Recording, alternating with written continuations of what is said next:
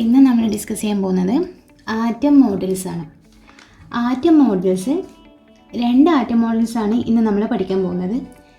First one J തോംസൻ്റെ plum pudding model of atom, പിന്നെ റൂദർഫോർഡിൻ്റെ ന്യൂക്ലിയർ മോഡൽ ഓഫ് ആറ്റം. ഈ രണ്ട് ആറ്റം മോഡലാണ് നമ്മളിന്ന് ഡിസ്കസ് ചെയ്യാൻ പോകുന്നത്. അപ്പോൾ സബറ്റോമിക് പാർട്ടിക്കിൾസ് എങ്ങനെയാണ് ഡിസ്കവർ ചെയ്തതെന്നാണ് നമ്മൾ കഴിഞ്ഞ ക്ലാസ്സിൽ മെയിനായിട്ട് പഠിച്ചത് അല്ലേ. ആനോഡ് റേ പാർട്ടിക്കിൾസിൻ്റെ പ്രോപ്പർട്ടീസ്, കാത്തോഡ് റേ പാർട്ടിക്കിൾസിൻ്റെ പ്രോപ്പർട്ടീസ്, ഇതെല്ലാം നമ്മൾ പഠിച്ചു. ആ ഡിസ്കവറിക്ക് ശേഷമാണ് നമ്മൾ ഇന്ന് പഠിക്കാൻ പോകുന്ന രണ്ട് ആറ്റം മോഡൽസ് പ്രപ്പോസ് ചെയ്തത്. അപ്പോൾ ആദ്യം നമുക്ക് ജെ തോംസൻ്റെ പ്ലം പുഡിംഗ് മോഡൽ എന്താണെന്ന് നോക്കാം. ജെ തോംസൻ്റെ പ്ലം പുഡിംഗ് മോഡലാണ് നമ്മൾ ആദ്യം നോക്കാൻ പോകുന്നത്. അപ്പോൾ ഇലക്ട്രോൺസ് കണ്ടുപിടിച്ച ആളാണ് ആര്? ജെ തോംസൺ അല്ലെ. ഇലക്ട്രോൺസും ജെ തോംസൺ തന്നെയാണ് കണ്ടുപിടിച്ചത്. ഇതിനെ, ഈ പ്ലം പുഡിംഗ് മോഡലിനെ നമ്മൾ watermelon model or raisin pudding model, ഇങ്ങനെ 2-3 പേരുകളിൽ ഈ പ്ലം പുഡിംഗ് മോഡൽ അറിയപ്പെട്ടിരുന്നു. പ്ലം പുഡിംഗ് മോഡൽ പ്രകാരം ആറ്റം ഒരു പോസിറ്റീവ്ലി ചാർജ്ഡ് സ്ഫിയറാണ് അല്ലെങ്കിൽ ഗോളമാണ്. ഈ പോസിറ്റീവ്ലി ചാർജ്ഡ് ആയിട്ടുള്ള സ്ഫിയറിൽ മാസ് യൂണിഫോം ആയിട്ടാണ് ഡിസ്ട്രിബ്യൂട്ട് ചെയ്തിരിക്കുന്നത്. അങ്ങനെയുള്ള പോസിറ്റീവ്ലി ചാർജ്ഡ് ആയിട്ടുള്ള സ്ഫിയറിൽ നെഗറ്റീവ്ലി ചാർജ്ഡ് ആയിട്ടുള്ള ഇലക്ട്രോൺസ്, പ്ലംസ് എങ്ങനെയാണോ പുഡിങ്ങിൽ ഡിസ്ട്രിബ്യൂട്ട് ചെയ്തിരിക്കുന്നത്, തണ്ണിമത്തനയില്ലേ വാട്ടർമെലൺ, അതിൽ എങ്ങനെയാണോ അതിൻ്റെ സീഡ്സ് എംബഡഡ് ചെയ്തിരിക്കുന്നത്, അതുപോലെയാണ് ഇലക്ട്രോൺസ് പോസിറ്റീവ്ലി ചാർജ്ഡ് ആയിട്ടുള്ള ആറ്റത്തിൽ ഡിസ്ട്രിബ്യൂട്ട് ചെയ്തിരിക്കുന്നത്. മനസ്സിലായോ? അപ്പോൾ അതാണ് ജെ തോംസൻ്റെ പ്ലം പുഡിംഗ് മോഡൽ എന്ന് പറയുന്നത്. ഓക്കെ, അപ്പോൾ ഇതാണ് നമ്മുടെ ജെ തോംസൻ്റെ പ്ലം പുഡിംഗ് മോഡൽ എന്ന് പറയുന്നത്. Plum pudding model of atom എന്ന് പറയുന്നത് ഈ കാണുന്ന പിക്ചറാണ്. Spherical cloud of positively charge, അതിൽ ഇലക്ട്രോൺസ് എംബഡഡ് ചെയ്തിരിക്കുന്നു. ഇത് സ്ഫെറിക്കൽ ക്ലൗഡാണ്. ഇതാണ് പോസിറ്റീവ് ചാർജ്. ഇത് ഈ കാണുന്ന ചെറിയ റൗണ്ടില്ലേ, ഇതാണ് ഇലക്ട്രോൺസ് എന്ന് പറയുന്നത്. അപ്പോൾ വാട്ടർമെലണിൽ എങ്ങനെയാണോ അതിൻ്റെ സീഡ് ഉണ്ടാവുക, അതുപോലെയാണ് ഇവിടെ ജെ തോംസൻ്റെ plum pudding model of atom എന്നാണ് പറയുന്നത്. Okay, according to J Thomson model, an atom is a positively charged sphere of uniform mass in which the negatively charged electrons are embedded like plums in pudding. Plum pudding മോഡലിൻ്റെ ഒരു പ്രശ്നം എന്താണെന്ന് വെച്ചാൽ, ആറ്റത്തിൻ്റെ mass uniformly distributed ആണെന്നാണ് J Thomson assume ചെയ്തത്. പക്ഷേ പിന്നീടുള്ള എക്സ്പെരിമെൻ്റൽ റിസൾട്ട് പറഞ്ഞത് മറ്റൊന്നായിരുന്നു. ആറ്റത്തിൻ്റെ മാസ് യൂണിഫോംലി ഡിസ്ട്രിബ്യൂട്ടഡ് അല്ലെന്നായിരുന്നു പിന്നീടുള്ള എക്സ്പെരിമെൻറ്റ്സ് ഒക്കെ പറഞ്ഞത്. അങ്ങനെയിരിക്കെ ഹെൻറി ബെക്വറൽ എന്ന സയൻറ്റിസ്റ്റ് റേഡിയോ ആക്ടിവിറ്റി കണ്ടുപിടിച്ചു. Alpha rays, gamma rays, beta rays ഇതൊക്കെ കണ്ടുപിടിച്ചു. ആൽഫ റേസ് പോസിറ്റീവ്ലി ചാർജ്ഡ് ആയിട്ടുള്ള പാർട്ടിക്കിൾസ് ആണെന്നും അന്ന് മനസ്സിലാക്കിയിരുന്നു. അപ്പോൾ ഈ ഫീൽഡ്, റേഡിയോ ആക്ടിവിറ്റി എന്ന ആ ഫീൽഡ് പിന്നീട് മാഡം ക്യൂരി, അതുപോലെ ഏണസ്റ്റ് റൂദർഫോർഡ് ഒക്കെ ഡെവലപ്പ് ചെയ്തെടുത്തു. അങ്ങനെ റൂദർഫോർഡ് എന്ന സയൻറ്റിസ്റ്റ് ആൽഫ പാർട്ടിക്കിൾസ് ഉപയോഗിച്ചുള്ള ചില എക്സ്പെരിമെൻറ്റ്സ് ഒക്കെ കണ്ടക്ട് ചെയ്തു. അങ്ങനെ കണ്ടക്ട് ചെയ്ത ഒരു എക്സ്പെരിമെൻ്റ് ആണ് ആൽഫ റേ സ്കാറ്ററിംഗ് എക്സ്പെരിമെൻറ്റ്. അപ്പോൾ നമുക്ക് എന്താണ് ആൽഫ റേ സ്കാറ്ററിംഗ് എക്സ്പെരിമെൻറ്റിൻ്റെ ഒബ്സർവേഷൻ എന്താണ്, അതിൽ റൂദർഫോർഡ് കണ്ടെത്തിയ നിഗമനങ്ങൾ എന്തൊക്കെയാണ്, ആ നിഗമനങ്ങളുടെ ഭാഗമായിട്ട് റൂദർഫോർഡ് പ്രപ്പോസ് ചെയ്ത ന്യൂക്ലിയർ മോഡൽ, അതൊക്കെയാണ് ഇനി നമ്മൾ പഠിക്കാൻ പോകുന്നത്. ഫസ്റ്റ് നമുക്ക് റൂദർഫോർഡിൻ്റെ ആൽഫ സ്കാറ്ററിംഗ് എക്സ്പെരിമെൻറ്റ് എന്താണെന്ന് നോക്കാം. ആൽഫ സ്കാറ്ററിംഗ് എക്സ്പെരിമെൻറ്റിൽ 100 നാനോമീറ്റർ തിക്നെസ് ഉള്ള ഒരു ഗോൾഡ് ഫോയിൽ എടുത്തു. അതായത് 100 നാനോമീറ്റർ, അതിൻ്റെ തിക്നെസ് എത്രയാണ്? 100 നാനോമീറ്റർ തിക്നെസ് ഉള്ള ഒരു ഗോൾഡ് ഫോയിൽ എടുത്തു. അപ്പോൾ 100 നാനോമീറ്റർ തിക്നെസ് ഉള്ള ഒരു ഗോൾഡ് ഫോയിലൂടെ ആൽഫ പാർട്ടിക്കിൾസ് ബോംബാർഡ് ചെയ്യുകയാണ് ചെയ്തത്. ആൽഫ പാർട്ടിക്കിൾസ് ബോംബാർഡ് ചെയ്തപ്പോൾ എന്താണ് അവിടെ സംഭവിച്ചതെന്ന് നമുക്ക് നോക്കാം. ഇതാണ് എക്സ്പെരിമെൻ്റൽ സെറ്റപ്പ് എന്ന് പറയുന്നത്. ഇത് സോഴ്സ് ഓഫ് ആൽഫ പാർട്ടിക്കിൾസ്, ഇത് ലെഡ് പ്ലേറ്റ്, ഫോട്ടോഗ്രാഫിക് പ്ലേറ്റ് ഉണ്ട്, ഇതാണ് ഗോൾഡ് ഫോയിൽ എന്ന് പറയുന്നത്. അപ്പോൾ ആൽഫ പാർട്ടിക്കിൾസ് എമിറ്ററിൽ നിന്ന് ആൽഫ പാർട്ടിക്കിൾസ് ഗോൾഡ് ഫോയിൽ പോയി ഇടിച്ചു. അതായത് ഇതാണ് ഈ സോഴ്സ് ഓഫ് ആൽഫ പാർട്ടിക്കിൾസ് ആണ് ആൽഫ പാർട്ടിക്കിൾ എമിറ്റർ. ഇതിൽ നിന്ന് ആൽഫ പാർട്ടിക്കിൾസ് എവിടെ പോയി ഇടിച്ചു? ഈ ഗോൾഡ് ഫോയിലിൽ പോയിട്ട് ഇടിച്ചു.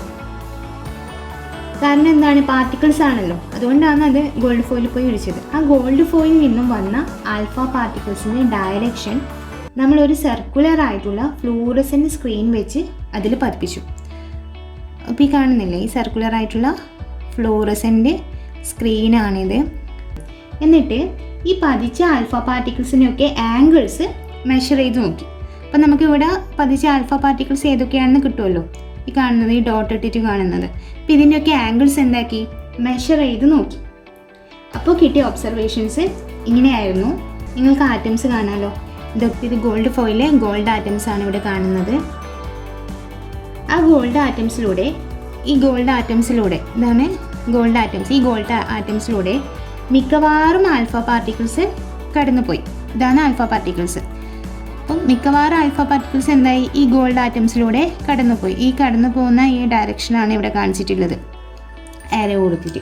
അപ്പം മിക്കവാറും ആൽഫ പാർട്ടിക്കിൾസ് കടന്നുപോയി. യാതൊരു ബുദ്ധിമുട്ടും കൂടാണ്ട് ഗോൾഡ് ആറ്റംസിലൂടെ കടന്നുപോയി.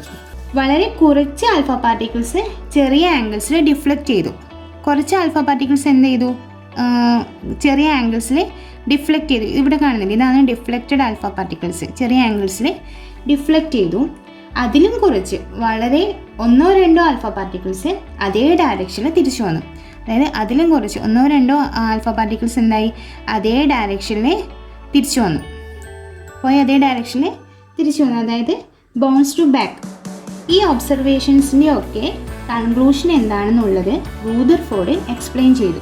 അപ്പോൾ അതെന്താണെന്ന് നമുക്ക് നോക്കാം. അപ്പോൾ ഇവിടെ നിങ്ങൾക്ക് 3 കോളം കാണുന്നുണ്ട് അല്ലേ. ഫസ്റ്റത്തെ കോളത്തിൽ alpha, deflection, number of particles, conclusion. അപ്പോൾ ഫസ്റ്റ് എന്താ കാണുന്നത്, passed straight through. Number of particles എത്രയാണ്, മോസ്റ്റ് പാർട്ടിക്കിൾസ് അല്ലേ. അതായത് most of the particles passed through എന്നല്ലേ പറഞ്ഞത്. മിക്കവാറും പാർട്ടിക്കിൾസ് ഗോൾഡ് ഫോയിലൂടെ കടന്നു പോയതിന് കാരണം എന്തായിരിക്കും അതിൻ്റെ കാരണം, ആറ്റത്തിലുള്ള ഭൂരിഭാഗം സ്പേസും എംപ്റ്റി ആണ്. അതുകൊണ്ടാണ് ഒരു ബുദ്ധിമുട്ടും കൂടാണ്ട് ആൽഫ പാർട്ടിക്കിൾസ് കടന്നു പോയത്. അതായത് അതിൻ്റെ കൺക്ലൂഷൻ എന്താണ്, അതായത് most of the particles gold ഫോയിലൂടെ കടന്നു പോയി എന്ന് പറഞ്ഞു. അപ്പോൾ അതിൻ്റെ കൺക്ലൂഷൻ എന്താണ്, the atom consist of mainly empty space. അതായത് ആറ്റത്തിൻ്റെ അകത്ത് മിക്കവാറും സ്പേസ് എന്താണ്, എംപ്റ്റി ആണ്. അതുകൊണ്ടാണ് ഈ ആൽഫ പാർട്ടിക്കിൾസ് ഗോൾഡ് ഫോയിലൂടെ ഒരു ബുദ്ധിമുട്ടും ഇല്ലാണ്ട് കടന്നു പോയത്. ഓക്കെ, രണ്ടാമത്തെ ഒബ്സർവേഷൻ എന്തായിരുന്നു, സം പാർട്ടിക്കിൾസ് അല്ലേ, കുറച്ച് പാർട്ടിക്കിൾസ് ചെറിയ ആംഗിളിലൂടെ ഡിഫ്ലക്റ്റ് ചെയ്ത് പോയെന്നാണല്ലോ. അവരുടെ ഡയറക്ഷൻ ചെറുതായിട്ടൊന്ന് ചേഞ്ച് ചെയ്തു. അതാണ് രണ്ടാമത്തെ ഒബ്സർവേഷൻ എന്ന് പറയുന്നത്. അതായത് കുറച്ച് പാർട്ടിക്കിൾസിൻ്റെ ഡയറക്ഷൻ കുറച്ച് ചെറുതായിട്ടൊന്ന് ചേഞ്ച് ചെയ്തു. അതിൻ്റെ കാരണം എന്താണ്, ആറ്റത്തിൻ്റെ സെൻറ്ററിൽ എന്തോ ഒരു റിപ്പൾസീവ് ആയിട്ടുള്ള ഫോഴ്സ് ഉണ്ടെന്നാണ് അതിൻ്റെ അർത്ഥം. ആൽഫ പാർട്ടിക്കിൾസിൻ്റെ ചാർജ് എന്താണ്, പോസിറ്റീവ് ചാർജാണ് അല്ലേ. അപ്പോൾ പോസിറ്റീവ് ചാർജ് ആയിട്ട് എന്തോ ഒന്ന് നമ്മുടെ ആറ്റത്തിൻ്റെ ഉള്ളിലുണ്ട്. അതുകൊണ്ടാണ് ഇത് ചെറുതായിട്ടൊന്ന് ഡീവിയേറ്റ് ചെയ്തത്. ദാറ്റ് ഈസ് എൻ്റെ കൺക്ലൂഷൻ എന്താ, contains A central positively charged nucleus. അതായത് അതാണ് ന്യൂക്ലിയസ്. മനസ്സിലായി, ആറ്റത്തിൻ്റെ അകത്ത് എന്തുണ്ടെന്ന് മനസ്സിലായി, ന്യൂക്ലിയസ് ഉണ്ടെന്ന് മനസ്സിലായി. ഓക്കെ, ഇനി മൂന്നാമത്തെ ഒബ്സർവേഷൻ എന്താണ്, വളരെ കുറഞ്ഞ എണ്ണം ആൽഫ പാർട്ടിക്കിൾസ് അതേ ഡയറക്ഷനിൽ ബൗൺസ് ബാക്ക് ചെയ്തു എന്നാണ് പറഞ്ഞത് അല്ലേ. അതായത് very few particles deflected back at the source, bounce back ചെയ്തു എന്നാണ് പറഞ്ഞത്. അപ്പോൾ അതിൻ്റെ അർത്ഥം ഇത് നേരെ പോയിട്ട് പോസിറ്റീവ് ചാർജ് ആയിട്ടുള്ള ഒരു കോറിൽ പോയി പതിച്ചിട്ടുണ്ടാവണം അല്ലേ. ഇത് നമ്മുടെ ആൽഫ പാർട്ടിക്കിൾസ് പോസിറ്റീവ് ചാർജാണ്. അപ്പോൾ അത് നേരെ പോയി പോസിറ്റീവ് ചാർജുള്ള ഒരു കോറിൽ പോയി പതിച്ചിട്ടുണ്ടെങ്കിലാണ് അത് അതേ ഡയറക്ഷനിൽ റിപ്പൽ ചെയ്യുന്നത് അല്ലേ, ബൗൺസ് ബാക്ക് ചെയ്യുന്നത്.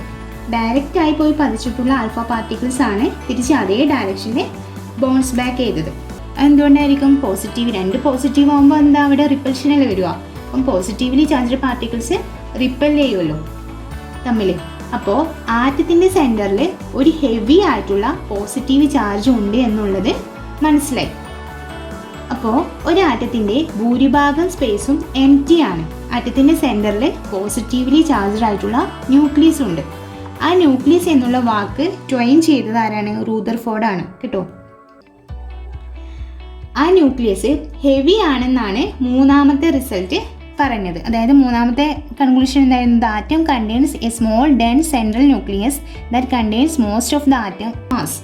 ആ ഡെൻസ് ആയിട്ടുള്ള കോൺസെൻട്രേറ്റഡ് ആയിട്ടുള്ള ആ പോസിറ്റീവ്ലി ചാർജ്ഡ് ആയിട്ടുള്ള കോറിൽ പോയി പതിച്ച പാർട്ടിക്കിൾസ് ആണ് അതേ ഡയറക്ഷനിൽ പോയി തിരിച്ചു വന്നത്. അപ്പോൾ ഒരു ചെറിയ വോള്യത്തിലാണ് ഈ പോസിറ്റീവ് ചാർജ് ഉള്ളതെന്നാണ് നമുക്ക് മനസ്സിലായി അല്ലേ. പിന്നീട് കാൽക്കുലേഷൻസ് പറഞ്ഞത് ഒരു ആറ്റത്തിൻ്റെ റേഡിയസ് എന്ന് പറയുന്നത് 10⁻⁻10 മീറ്റർ ആണ്. അതുപോലെ ന്യൂക്ലിയസിൻ്റെ റേഡിയസ് എന്ന് പറയുന്നത് എത്രയാണ്? 10⁻⁻15 മീറ്റർ ആണ്. ശരിക്കും പറഞ്ഞാൽ ഒരു ആറ്റത്തിൻ്റെ ന്യൂക്ലിയസിനെ നമ്മൾ ഒരു ക്രിക്കറ്റ് ബോളായിട്ട് സങ്കല്പിച്ചാൽ ആ ന്യൂക്ലിയസിൽ നിന്നും ഏകദേശം 5 കിലോമീറ്റർ ദൂരെയാണ് ആറ്റത്തിൻ്റെ ബൗണ്ടറി കിടക്കുന്നത്. ഒന്ന് ഇമാജിൻ ചെയ്യൂ. സോ ദാറ്റ് ഈസ് ഹൗ ഈ ക്രിക്കറ്റ് ബോളിൻ്റെയും 5 കിലോമീറ്റർ റേഡിയോ ഡിസ്റ്റൻസിൻ്റെയും സ്പേസ് മുഴുവൻ സത്യത്തിൽ എംറ്റി ആണ്. മിക്കവാറും സ്പേസ് എംറ്റി ആണ്. അപ്പോൾ ഇലക്ട്രോൺസ് അതിന് ചുറ്റും മൂവ് ചെയ്യുന്നുണ്ടാവും അല്ലേ, ന്യൂക്ലിയസിന് ചുറ്റും മൂവ് ചെയ്യുന്നുണ്ടാവും. പക്ഷേ ഇലക്ട്രോൺസ് മാസ്ലെസ് ആയിട്ടുള്ള പാർട്ടിക്കിൾസ് ആണെന്ന് ക്ലാസ്സിൽ പഠിച്ചിരുന്നു അല്ലേ. പ്രോട്ടോണിൻ്റെയും ന്യൂട്രോണിൻ്റെയും മാസ് വെച്ച് നോക്കുമ്പോൾ ഇലക്ട്രോൺ ഈസ് നിയർലി മാസ്ലെസ് എന്ന് വേണമെങ്കിൽ പറയാം. അപ്പോൾ ഇതൊക്കെയാണ് ആൽഫ റേ സ്കാറ്ററിംഗ് എക്സ്പെരിമെൻറ്റിലൂടെ കൊണ്ടുവന്ന കൺക്ലൂഷൻസ്. ഈ കൺക്ലൂഷൻസ് വെച്ചിട്ട് റൂദർഫോർഡ് പുതിയ ഒരു ആറ്റം മോഡൽ പ്രപ്പോസ് ചെയ്തു, which is known as the nuclear model of atom. That is Rutherford atom model or nuclear model of atom, or ഇതിനെന്ത് പറയും? പ്ലാനറ്ററി മോഡൽ എന്നും കൂടി പറയാറുണ്ട്.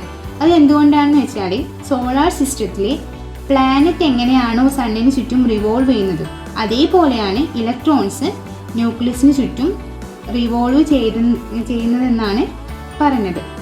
ന്യൂക്ലിയർ മോഡൽ പ്രപ്പോസ് ചെയ്തത് ഏർണസ്റ്റ് റൂദർഫോർഡ് എന്ന സയൻറ്റിസ്റ്റാണ്. ഇനി നമുക്കിതിൻ്റെ പോസ്റ്റുലേറ്റ്സ് എന്തൊക്കെയാണെന്ന് നോക്കാം. ഫസ്റ്റ് പോസ്റ്റുലേറ്റ്സ് ഇതാണ്: positive charge and most of the mass of the atom was densely concentrated in an extremely small volume called nucleus. അപ്പോൾ ന്യൂക്ലിയസ് എന്ന് പറയുന്ന ആ സ്പേസിലാണ് എന്തുള്ളത്? പോസിറ്റീവ് ചാർജും മോസ്റ്റ് ഓഫ് ദി മാസും, ആറ്റത്തിൻ്റെ ഭൂരിഭാഗം മാസും കോൺസെൻട്രേറ്റ് ചെയ്തിരിക്കുന്നത് ഒരു ചെറിയ വോളിയത്തിലാണ്. ആ വോളിയത്തെ വിളിക്കുന്ന പേരാണ് എന്ത്? ന്യൂക്ലിയസ്. അതാണ് ഫസ്റ്റ് പോസ്റ്റുലേറ്റ്സ്. ഇനി രണ്ടാമത്തെ പോസ്റ്റുലേറ്റ്സ് എന്താണ്? The nucleus is surrounded by an electrons that move around in circular path called orbits. അപ്പോൾ ന്യൂക്ലിയസിന് ചുറ്റും ഇലക്ട്രോൺസ് സർക്കുലർ ആയിട്ടുള്ള ഓർബിറ്റൽസിൽ മൂവ് ചെയ്യുന്നുണ്ട്. അതാണ് ഈ സെക്കൻഡ് പോസ്റ്റുലേറ്റ്സ് പറയുന്നത്. ഈ ഇലക്ട്രോൺസ് എങ്ങനെയാണ് മൂവ് ചെയ്യുന്നത്? സോളാർ സിസ്റ്റത്തിൽ സണ്ണിന് ചുറ്റും പ്ലാനറ്റ്സ് എങ്ങനെയാണോ മൂവ് ചെയ്യുന്നത് അതുപോലെയാണ് ഇലക്ട്രോൺസ് ന്യൂക്ലിയസിന് ചുറ്റും മൂവ് ചെയ്യുന്നത്. മനസ്സിലായോ? മൂന്നാമത്തെ പോസ്റ്റുലേറ്റ്സ് എന്താണ്? Electrons and the nucleus is held together by electrostatic force of attraction. ഇലക്ട്രോൺസും ന്യൂക്ലിയസും തമ്മിൽ ഇലക്ട്രോസ്റ്റാറ്റിക് ഫോഴ്സ് ഓഫ് അട്രാക്ഷൻ ഉണ്ട്. അതുകൊണ്ടാണ് ആറ്റത്തെ സ്റ്റേബിൾ ആയിട്ട് നിലനിർത്തുന്നത്. So these are the postulates. മനസ്സിലായോ? റൂദർഫോർഡിൻ്റെ ആറ്റം മോഡൽ ഏകദേശം